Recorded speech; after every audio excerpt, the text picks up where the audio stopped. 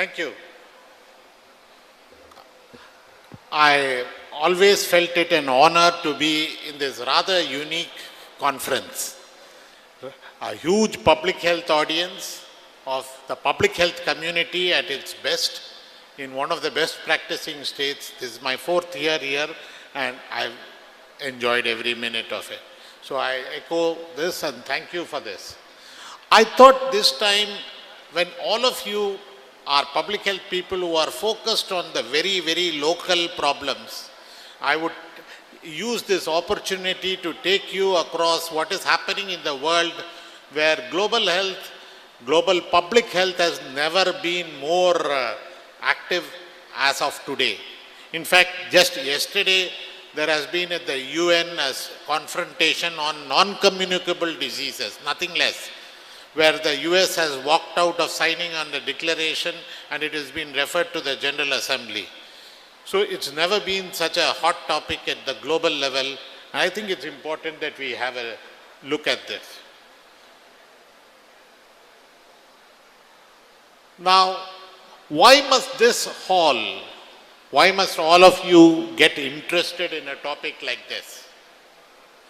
Because in a very unusual degree of coordination, or let us say influence, global policies influence national policies, and through national policies health in a way in which it does not happen in any other sector. So if the tuberculosis strategy changes to dots, then everybody is doing dots. Then in 2014 they say no dots, and then everybody is not doing dots. Then they say we are going to do TPT, preventive treatment for tuberculosis, then everybody is doing that. Or in HIV, or in international health regulations, on a day-to-day basis, much of what you do is decided at the global level. And the global decisions are not purely technical public health. They are intensively political decisions. Just like you just see what is happening in the United Nations General Assembly on non-communicable disease on the last 2 days. Yesterday and today, if you are following the papers on that. And the public health community must engage in making public health policies. It is not just, we should not see ourselves as just people who go abroad and take training and come here and give that training. We are not passive channels, we are active thinkers in this particular area. And unless you have a critical appreciation of global health policies, you cannot anticipate how they will play out in Tamil Nadu. You cannot mitigate the problems they create. You cannot adapt those policies to your needs. And you must see it in its contestations. Something that comes as the absolute truth may have won by 1 vote at the center. So in some sense, the consensus is a working consensus. And perhaps one of the best areas to see this is in the study of the international health regulation and the pandemic agreements, where you can get a sector of who are the stakeholders in policy, what are the issues, what is the conflicts about, and what a development country needs to do for ensuring health systems resilience. I must thank you for using that term as the theme of this conference, resilient health systems. I don't think we have explored it enough, but I think there is a lot to be said. But along with it, health security, health sovereignty, health equity, health outcomes, all of these are in very active contestation on this. Now, why has this become so topical? It's so surprising. The greatest public health event of our lifetimes and perhaps of the century has just happened 3 years back. Never was public health and so intrusive into the lives of everybody, whether they were literate or non-literate, health or non-health. Yet, the world has collectively forgotten a lot of it. And it is important that we learn. I don't even know whether, if you ask a question, did night curfews that we imposed during COVID-19 pandemic, did they reduce the transmission of the virus? We don't have a public health answer to many of these questions. We do not even have enough follow-up research on the greatest public health event of our times. And it was a major setback to poverty elimination goals. There is a rise in inequity. There is a rise in authoritarianism across countries that the pandemic set in motion.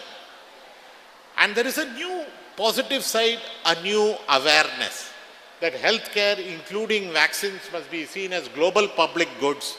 And this famous statement, no one is safe unless everyone is safe. And the collateral of that is no country can make itself safe unless all countries are safe. And this sense of solidarity is very important. And the experience of the last pandemic, when LMICs received very little help, very little was promised and even less was delivered. And the recognition repeatedly said that this is not the last pandemic this century will see. There will be more pandemics and they are likely to be things. So these were the drivers why by 2022, after the second wave, everybody seriously got into making these new instruments. Now, for the public health youngsters over here, for me, I think most of you are youngsters other than the first 2 or 3 rows. I think you need to understand this difference in word between the declarations, regulations, treaties, agreements and conventions. International declarations are non-binding declarations, but they have a lot of moral power. You align a lot of what you do in the state government health policy looking at the declarations. Regulations are decided by a simple majority, but countries can opt out. But once it's declared, it's binding on everybody who has ratified it. But agreements under Article 19, this is of the WHO Constitution, need ratification by individual countries, and at least 60 countries must ratify for it to go into effect. So the international health regulations is under Article 21, was adopted in 2005. That was a history, International Phytosanitary Code, etc. But amended in World Health Assembly 77 in 2024, and these amendments come into force in the whole world, including Tamil Nadu, from last week, from 1 week back. These amendments are in force. What have you done differently is a question that you must ask, but these have just come into force. And the pandemic agreement adopted in World Health Assembly 78 in May 2005 is to be put up for ratification after 2026 and may come into force later. So in terms of global policy, these are some of the most significant events that have happened in your time. Yet, how many people would be familiar with what is the content of these public health policies? You are all public health people. Can I see a show of hands? I don't seriously expect to see, but I am happy to see some hands go up. These are important for you to know.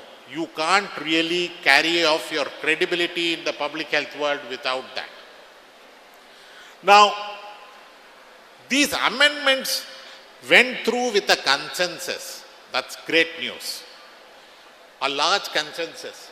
One of the first things it did was to change the definition of a pandemic emergency. Before, you needed 70 countries to have the pandemic. You had what was called a public health emergency of international concern, which was what was declared by the DG in January 30th of 2020. But the pandemic was declared in March when it had spread to so many countries, by which time it was already too late. And therefore, the definition of pandemic emergency has been changed, and this has got included in IHR wherever you are saying public health emergency of international concern and pandemic emergencies. So this definition, I'm not going to go into that, you'll have to read it up, goes along with creating a national health authority for this control, and a focal point, accelerated sharing of information, and the process for declaration of a pandemic emergency All of these were modified by the amendment. Article 13 is important.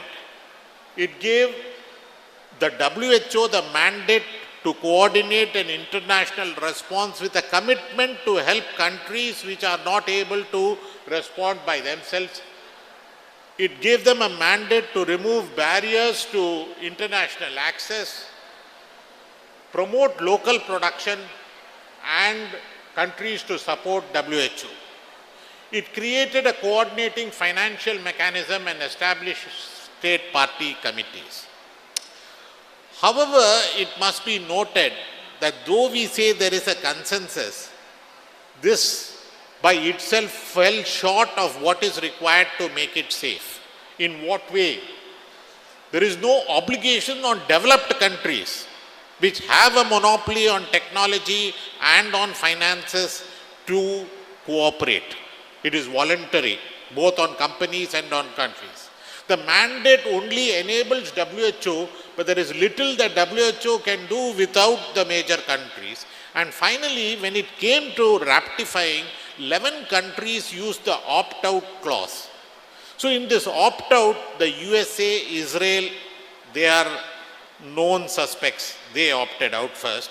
But even Germany, Canada, Netherlands have opted out. Switzerland has put a reserve. And these are many of the countries which are the front line in technology development. So you can see that there has been a high degree of reluctance from the companies of the world to actually corporations of the world to. Okay, you have 10 minutes. Okay. Now the pandemic agreement has a much wider scope. The pandemic agreement is to ensure prevention, preparedness and response. It comes with an understanding without coordinated action on the global scale, pandemics of this scale are likely to occur even more frequently. It had 13 meetings, an international governing meeting. Many meetings went late into the night. It was seriously discussed. There were many issues of public health concerns. And finally, an agreement was thrashed out. It's a sort of compromised argument on May 2025. But it's still under discussion. In fact, this week, last week, while you are meeting here, there is a meeting occurring by the International Government Working Group to finalize the pathogen access and benefit sharing part of the thing. And even after ratification is long, fortunately, there is also 3 clauses that says in anticipation of its ratifications, voluntarily countries should start implementing these things as if it has got passed. And this is something that progressive states like Tamil Nadu must use, because there is a whole lot of good understanding in this, though which may be contested by big pharmaceuticals and international multinational corporations, is in our interest to actually pursue. What are the main gains of this? The main gains are the acceptance of certain principles. It's a sovereign right, sovereignty, dignity, human rights, humanitarian law, and most important, the thing that Donald Trump is most angry with. Whatever he is angry with is possibly good for us. Okay, and in one of the things he is angry with is these words equity and solidarity. You know, he has gone on record saying, I don't understand what this word solidarity means. Okay, I hope your public health course teaches you the importance of solidarity as a fundamental principle of healthcare internationally and nationally. So solidarity and the best available science and evidence to govern policies. So the acceptance of these principles as the governing principles was itself a major struggle. And there is what we say, kick the can down the road. There is a number of institutions that have to be followed to make it work. Now, Article 4 is about preventive measures. And if you look at Tamil Nadu, there are certain areas where you're good, but there are certain areas where you're really not so good, and there are certain areas which are startup areas that you need. But the problem at the international level, where the argument was when it came to financial support and can all countries which have other priorities prioritize these sort of surveillance over other surveillance that they need? So there are a lot of things, and these structural determinants require other things to change. Article 5 is One Health.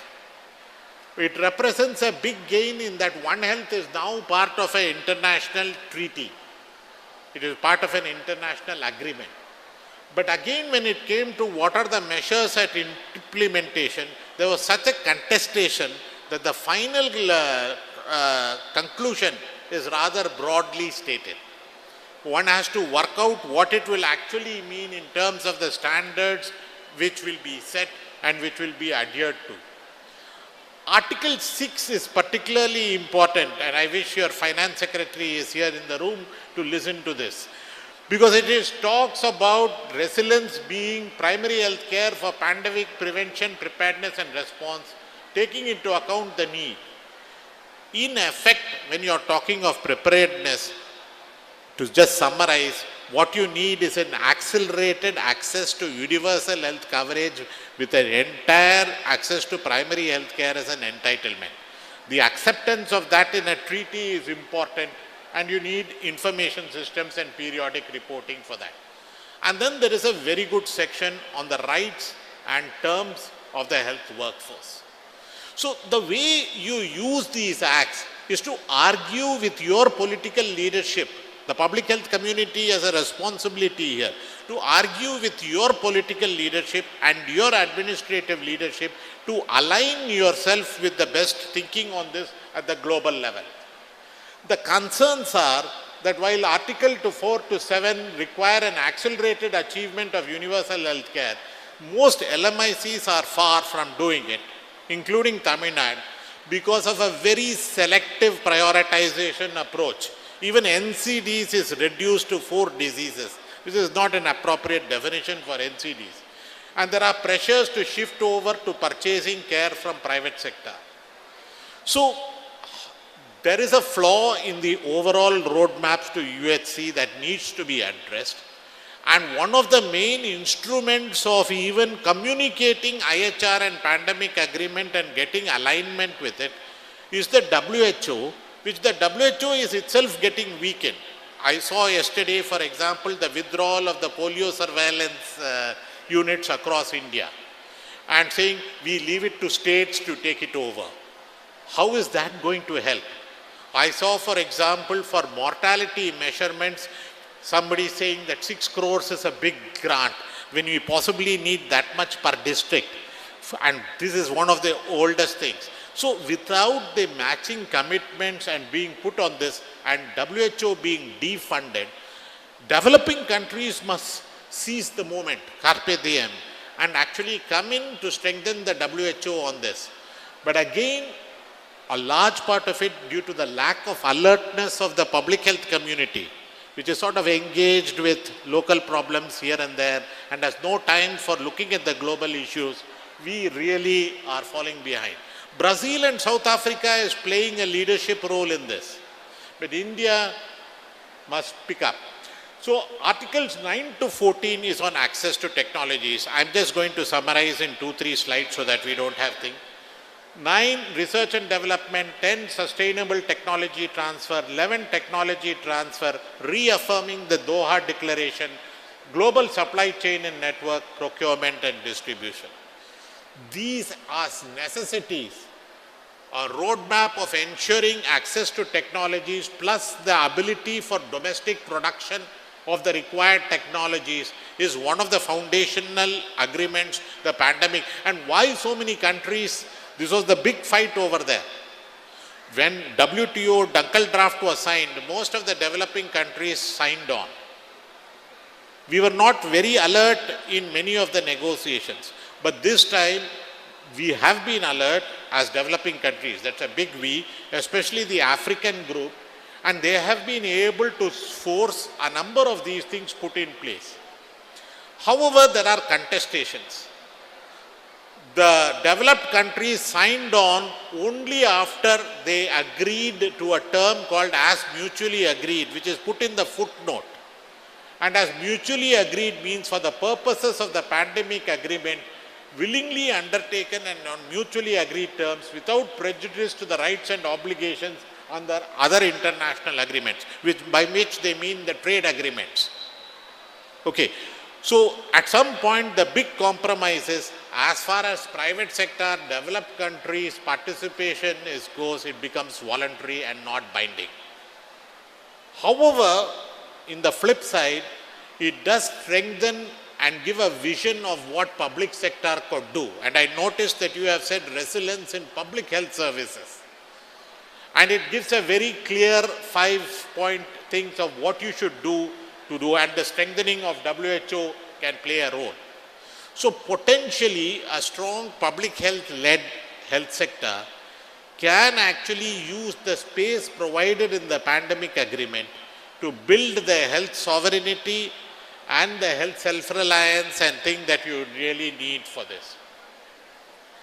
Of course, the biggest area of confrontation is on this clause, Article 12, which is still the argument is going on, what is called pathogen access and benefit sharing. This happened during the flu pandemics. Every time the flu virus mutates, the countries of the West want to rapidly develop testing kits and vaccines and medicines to match the new virus. But for doing that, they need to get the virus from wherever country of origin well in advance of the pandemic reaching their shores. So Indonesia gave them the flu virus, but when they asked for some part of the vaccines on affordable terms, the companies refused. So Indonesia refused to give its vaccines. Refused to give its vaccines. Since then, and with something called the Nagoya Protocol, the developing countries of the world are saying, we will share our biologic material and genomic sequence with you only if you commit to sharing the benefits of the products and technologies. They are not willing to do that, but we have also not compromised on that. So this contestation has become particularly sharp on that. On lockdowns, we have said very little, we have understood very little, and this is really an issue. So in summary, is the world safer? Not really. The developed countries are not on board. There is no acceptance of the principle of common but differentiated response, which is there in climate change. CBDR is a climate change principle.